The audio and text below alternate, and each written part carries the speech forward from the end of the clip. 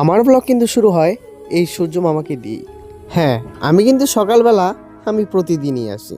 এখানে এসেই প্রথমে সূর্য মামাকে ছোট্ট করে একটা প্রণাম করে আমার দিন শুরু করি।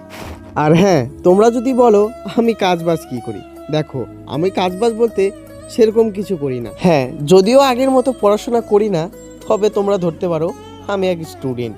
হ্যাঁ, পড়াশোনার সাথে সাথে আমি কিন্তু ট্রেডিংও করি।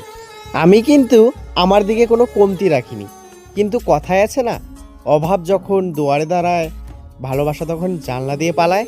এরকমই ঘটনা আমার সাথে ঘটেছে। তো এখন বলবে কেন এই কথা বললে?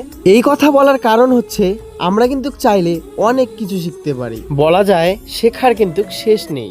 এই শেখার পিছনেই যে ইনভেস্ট করতে হয়, সেই সামর্থ্যটাই কিন্তু আমার এখনো হয়ে ওঠেনি। আমি দিন দিন চেষ্টা চালিয়ে যাচ্ছি, এভাবেই চালিয়ে যাচ্ছি আমার জীবনের লড়াই। আমার ব্লগ কিন্তু শুরু হয় এই সূর্য মামাকে দিয়ে। হ্যাঁ, আমি কিন্তু সকালবেলা আমি প্রতিদিনই আসি।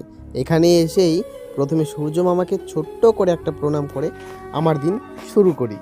আর হ্যাঁ, তোমরা যদি বলো আমি কাজবাজ কি করি, দেখো আমি কাজবাজ বলতে সেরকম কিছু করি না। হ্যাঁ, যদিও আগের মতো পড়াশোনা করি না, তবে তোমরা ধরতে পারো আমি এক স্টুডেন্ট। হ্যাঁ, পড়াশোনার সাথে সাথে আমি কিন্তু ট্রেডিংও করি।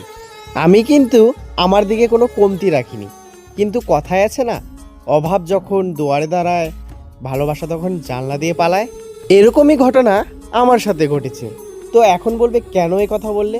এই কথা বলার কারণ হচ্ছে আমরা কিন্তু চাইলে অনেক কিছু শিখতে পারি। বলা যায় শেখার কিন্তু শেষ নেই। এই শেখার পিছনেই যে ইনভেস্ট করতে হয়, সেই সামর্থ্যটাই কিন্তু আমার এখনো হয়ে ওঠেনি।